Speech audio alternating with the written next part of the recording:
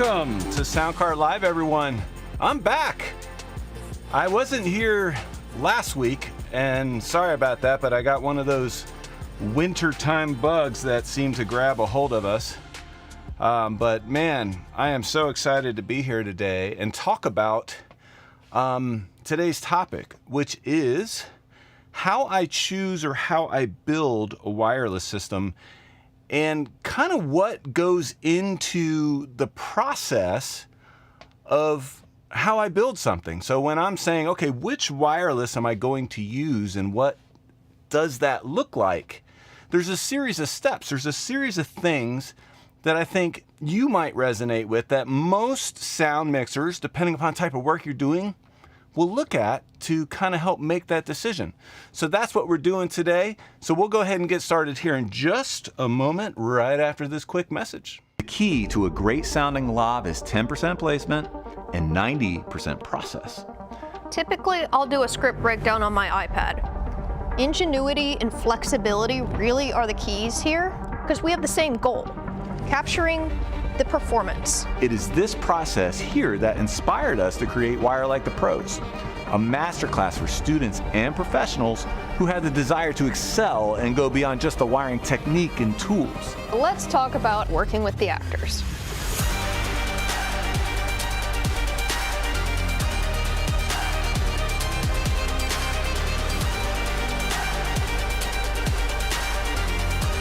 So I invite you to come over now and enroll into Wire Like the Pros at mwsound.net.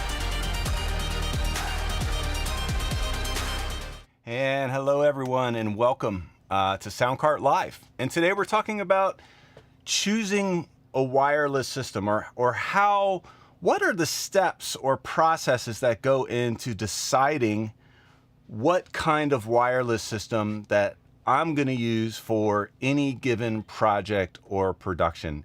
And that really comes down to a series of very specific questions and also scenarios that we might come into when working on a project. And it's not so black and white.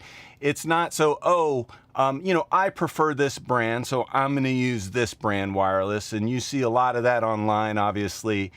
But the truth is when you're working on a project that has a lot of moving pieces and it has a lot of dynamics involved as far as all the requirements are concerned, it may have you shift one direction or go into the other. So that's what we're going to be looking at today here at Soundcart Live.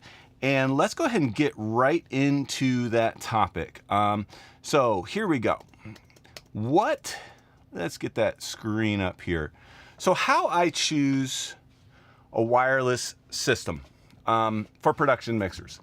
So most of you know, if you watch this channel or if you're familiar with my work, that I use Lectrosonics wireless, and I have been using Lectrosonics wireless for 14 years.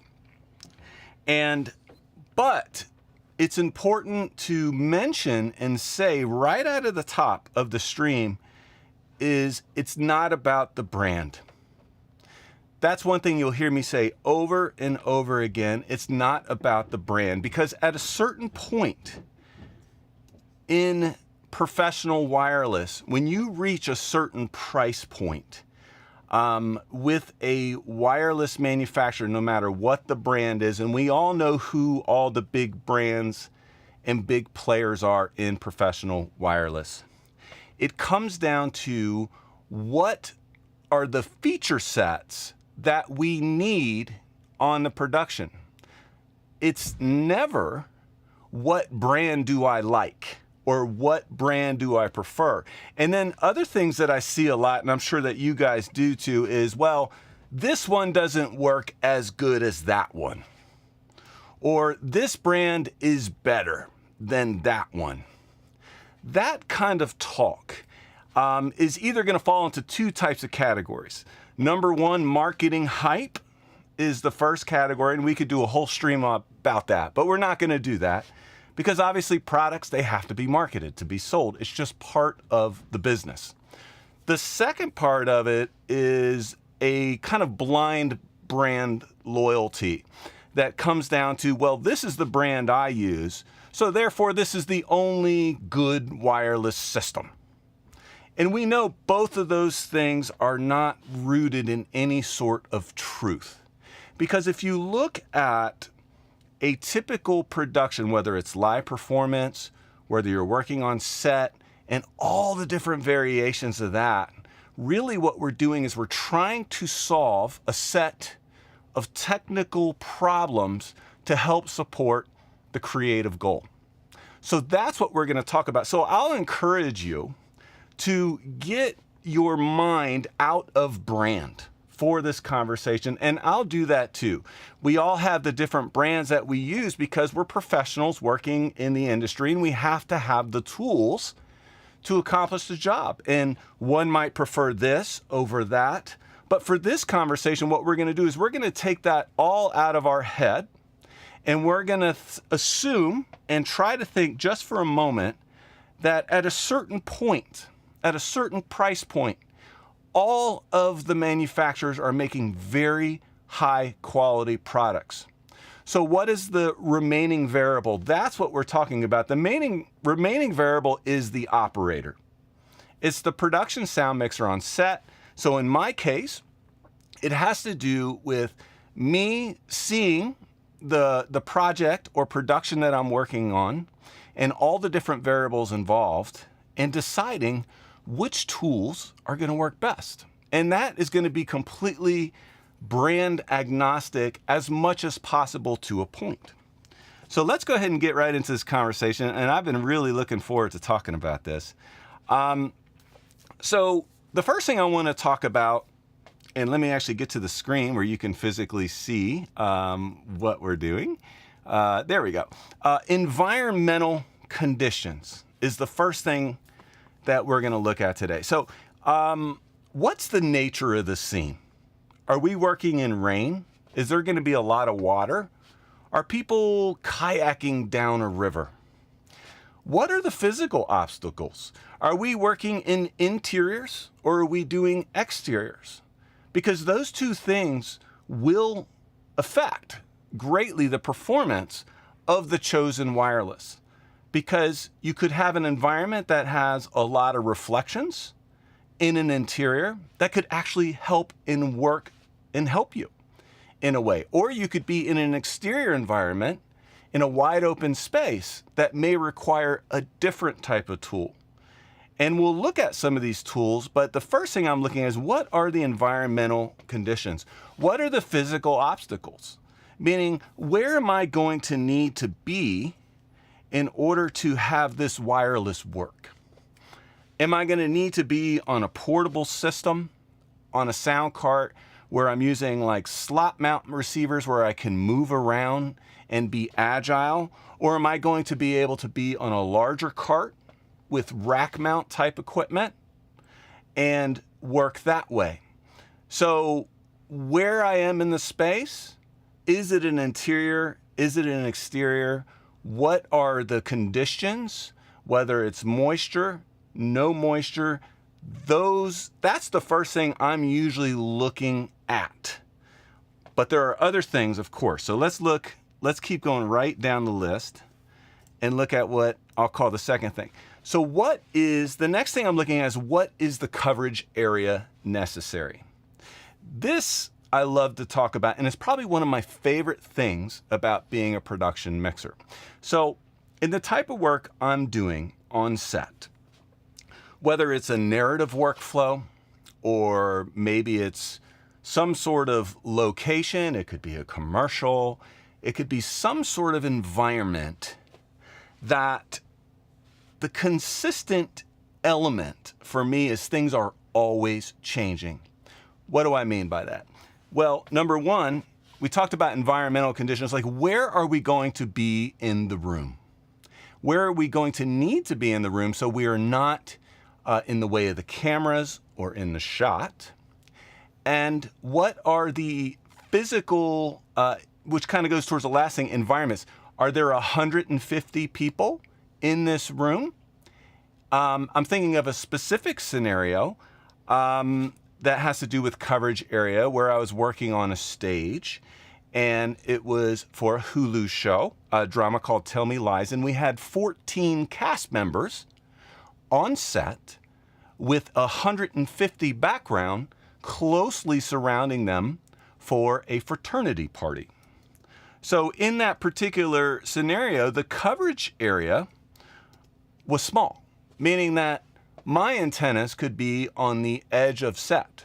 However, the amount of body absorption involved and the number of cast count greatly determined the type of not only wireless that I used, but the type of modulation schemes that I used that we'll look a little bit about, how it is that I did spacing using those different modulation schemes, and whether I chose, and I'm jumping ahead a little bit, to go digital or analog modulation, and some of the advantages and disadvantages of that. But to stay on target with the specific part of this conversation is coverage area. The other part of coverage area is the zones.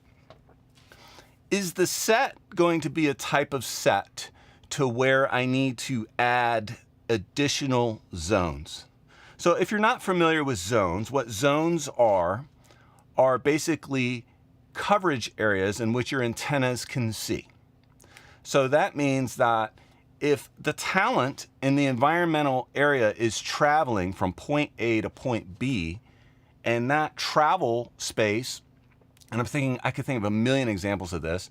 One example of a recent project where the travel space had to go about 400 feet through a parking lot. So it started at the top of a hill, the scene, and the talent, which was a group of about 6 talent, had to walk down this hill outside about 400 feet through a parking lot, and we had to shoot through a bunch of vehicles and maintain coverage all the way through this parking lot to the destination.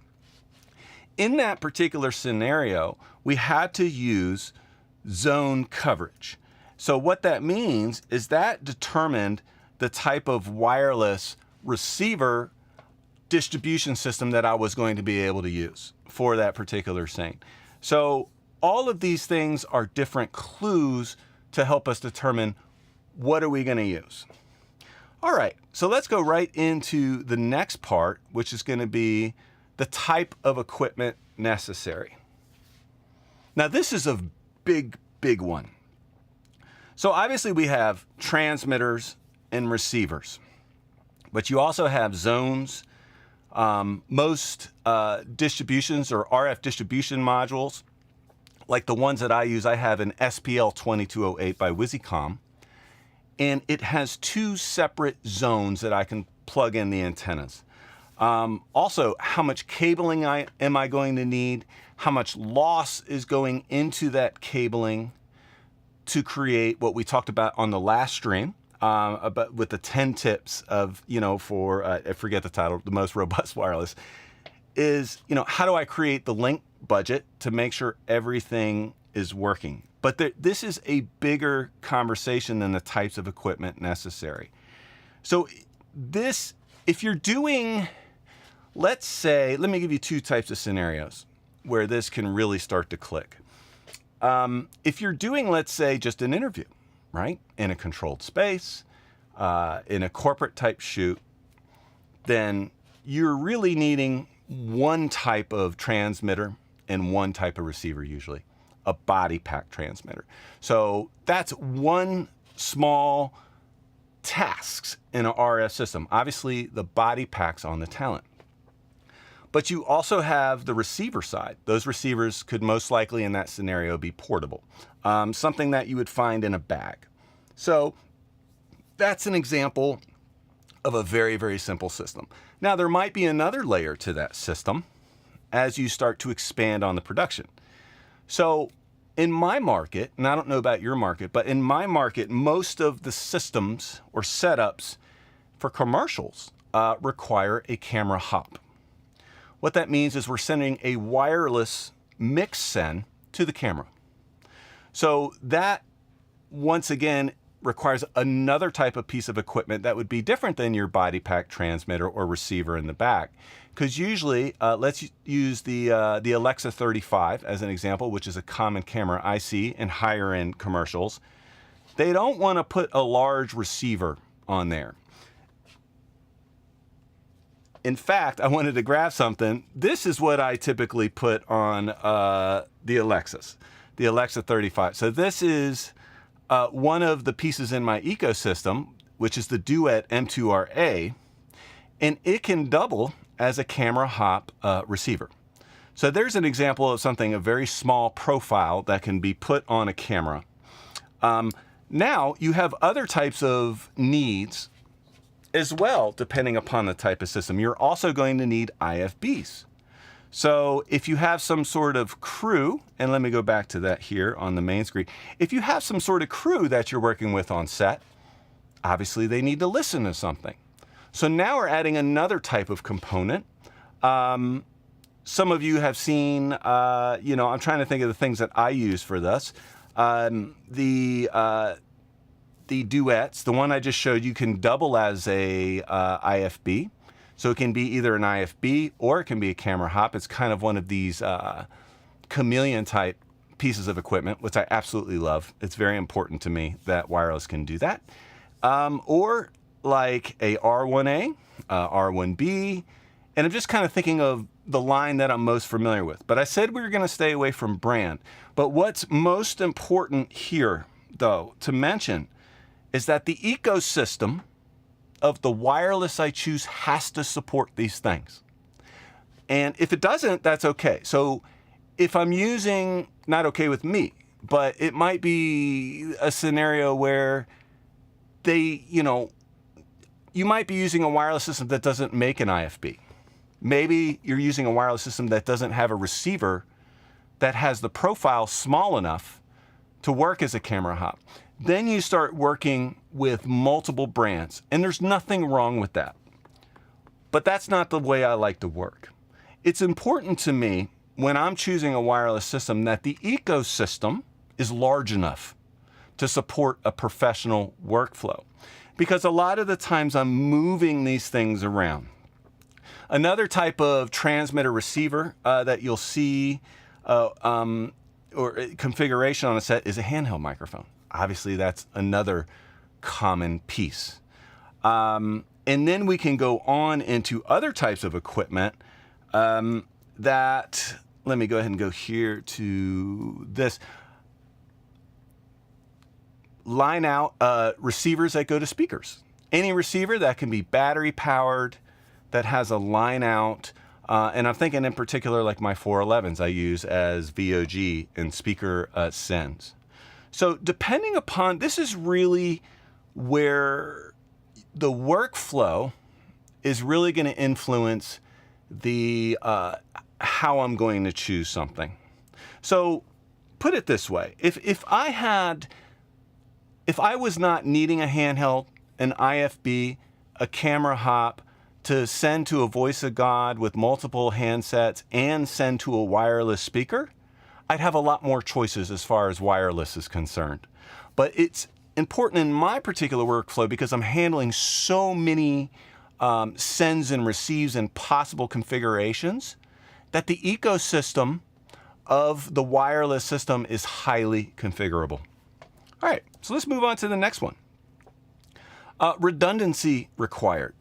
Okay. Typically for me, and keep in mind, guys, these are mostly my opinions here, and I'm sharing with you my process. I'll never go to a set or a production with one all-in box for receiving. Never. That doesn't mean I wouldn't use an all-in box. Like a good example of an all-in box that I use on a smaller kit I have is a DSR-4. It only has, this one has two, but I've got an 833, which I love. Super cool, super light. That has a DSR-4, 4 channels. But if I'm using that particular rig, I'll have a backup. I'll have a second system, whether it be this 8 series quarter right here with these two SDR4s, some sort of redundancy system that I can come into play because I can't survive without it. there's no way I could go into a large-scale production with one box. Because the moment that one box goes down or stops working, I'm out of options. And that's not an option for me. That's not how I work. There's an old saying, 1 is none, 2 is 1. And I don't know where I heard that recently. I was like, man, that's a really, really cool thing. So that is an important configuration for redundancy. There's also other types of modes that we'll get into modes, because that's something really, really important. I said we would talk a little bit about deviation and modulation and what it means for a wireless system and why that is important. Okay, cool. Let's go to the next one. I love talking about this stuff. All right, so redundancy. All right, so spectral efficiency. This is a big one. And this kind of takes us down the rabbit hole of different types of modulation patterns.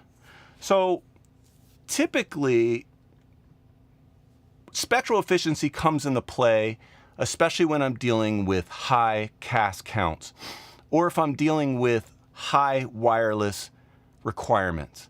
For me, there is no easy button for coordination. I can never come onto the set and press the easy button. It doesn't work like that because I'm working in an environment that's working with other departments. I've got other systems in play. We could have BTS on set. We could have someone shooting a documentary over here. We've got everything that's happening in camera, lighting, and control. And all of this stuff needs to be coordinated very carefully in the wireless system. Everything affects everything else. So moving into spectral efficiency, one of the things that's very important is that I have the use of a lot of space. So choosing a system that gives me the full flexibility of as much frequency space as possible. So currently, with the system I use I've got a mixed bag of analog and digital. In the Lectrosonics ecosystem, it's 138 megahertz of tuning space. And all of my filtering systems are on the front end. So what that simply means is that if I need to filter out, say, 30 megahertz of space, I'm not being forced to do it inside of the receiver system. So I can actually do that via analog filters or via the antennas and spread out the wireless where necessary. That's one example of spectral efficiency using coordination. Another type of spectral efficiency, which is very common and excellent, and let me pull it up, in digital modulation, is deviation width. Now, for those of you who aren't familiar with the digital, this is the Lectrosonics digital DBSM, and it uses something called 8 PSK. That's called 8 phase shift keying. And it's the type of modulation used to transmit this. And it actually will utilize, in D squared mode, 200 kilohertz of space continuously. And I can also take this down to increase spectral efficiency. So let's pull that up here to 100 kilohertz in HDM mode. So in high density mode, what that does, it actually allows me to pack more channels in tightly, which is a nice feature of this type of mode. However, the other thing that we're going to look at here in just a second is the benefits of analog. And I don't always use digital for certain tasks because there are certain things that digital, such as sound quality, spectral efficiency in high density mode, and really excel at. But there are things in analog that are absolutely superior to digital. So in my particular workflow, I prefer to have both. Now this is, I've got actually 6 different types of transmitters over here. Lectrosonics, and this is not a brand, promotion for them. This is really just me talking about why it is I choose this stuff. Has the largest ecosystem out of any wireless manufacturer for television and film, period. I wish I had a count of all the different transmitters, receivers, and modulation types, but the whole idea here is using the analog transmission here. Here's an SMWB and an SSM. Uses a different, uses what's called a FM modulation, frequency modulation, which is a different type of deviation than digital, which is the 8 PSK, and has advantages when it comes to range. It's a common known fact that an analog system, FM system, is 9 times out of 10 going to outrange any digital system. So if I'm doing something like, for instance, I need to, let me get this DBSM, if I need to send a transmitter going at 100 milliwatts FM modulation out of a vehicle, approaching from down the road, and I got a talent walking out of the car, and we're having to shoot those antennas 400-600 feet with 2 LPDAs, I'm going analog. I'm going to go FM for that particular thing. However, digital really starts to come into play when my antennas are always at a reasonable distance, because it has the advantage of the spectral efficiency if I'm using HDM, and also the sound quality, the improved sound quality of digital over analog. It's a rabbit hole, I'll tell you. Okay, cool. Let's move on to the next one. And then we can get into some questions. Gosh, man, time really went by. Analog or digital? What are the trade-offs? So I spoke briefly about it. A FM modulation is excellent for voice.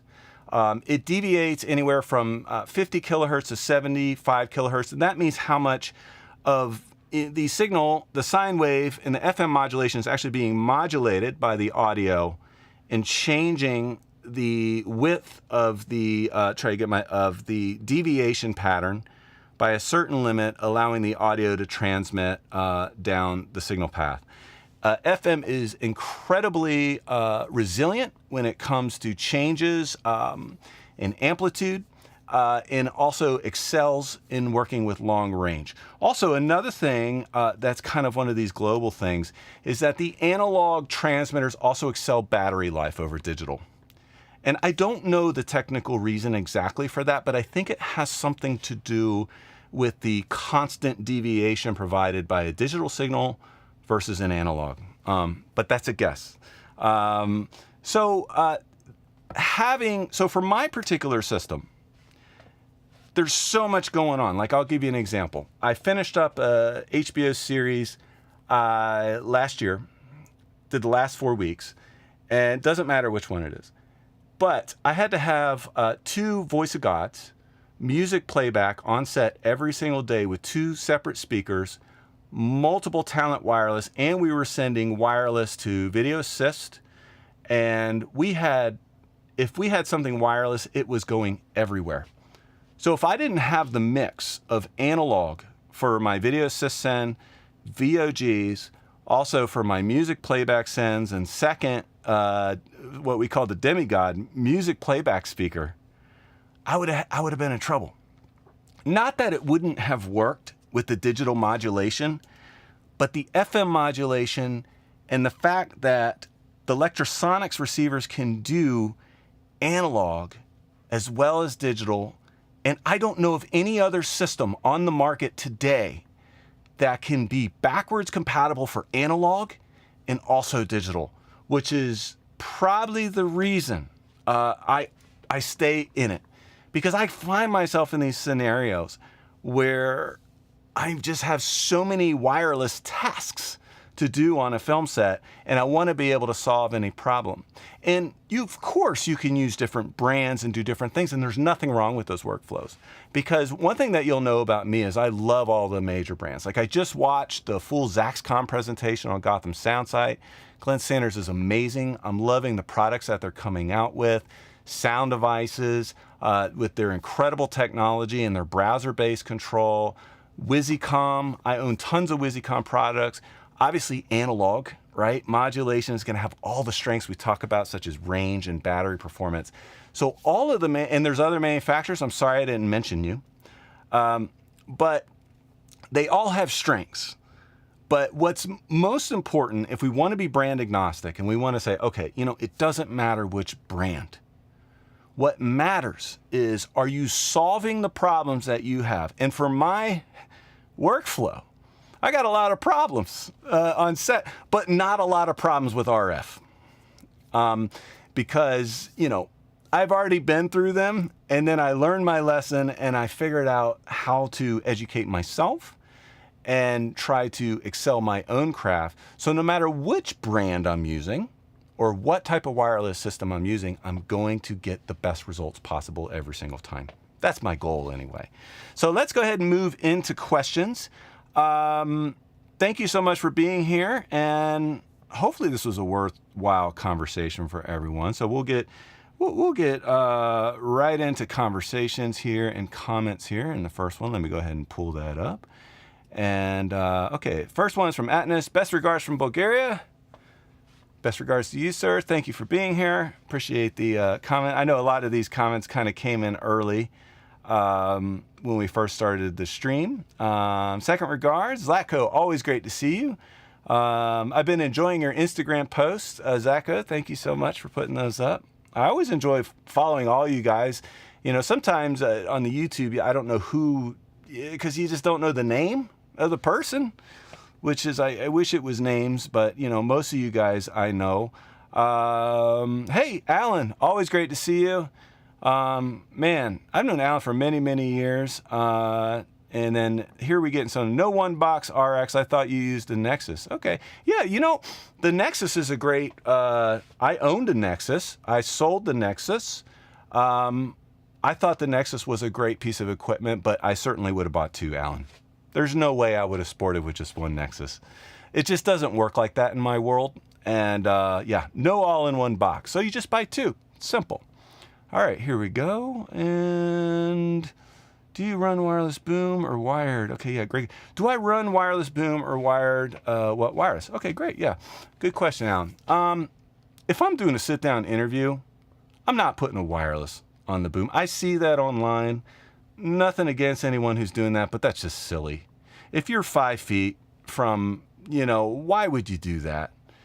An analog cable and going into your recorder is going to sound way better.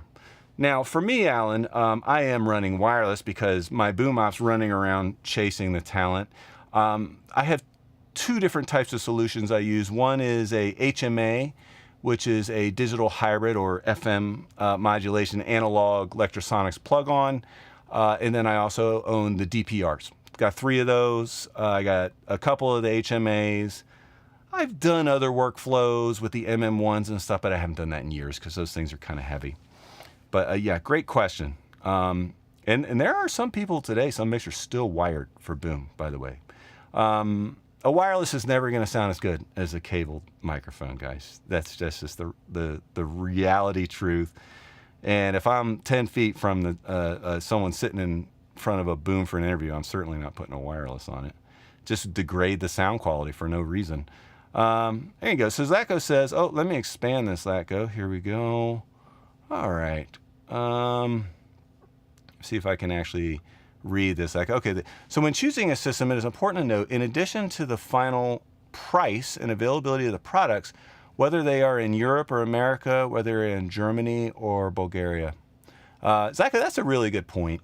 I'm glad you brought it up, and it should have been included in the stream. Service, availability, and having the ability. I mean, I'm just going to put it out there. I live in America. I'm going to buy an American wireless system because I want it to be repaired here locally, and it's just easier to move things around. It's not because it's better or any of that nonsense.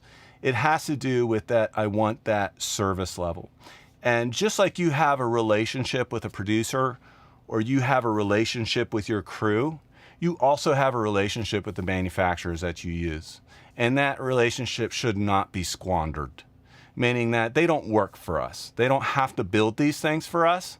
And in fact, a lot of the times I'm finding, especially with the wireless I use, Lectrosonics, they go above and beyond to make sure that things are working. And I don't ask for things when I don't need them. But if I do need something repaired, a problem, they are always amazingly responsive. So having that service level is super, super important. And someone that you feel like that understands the nature of film and television.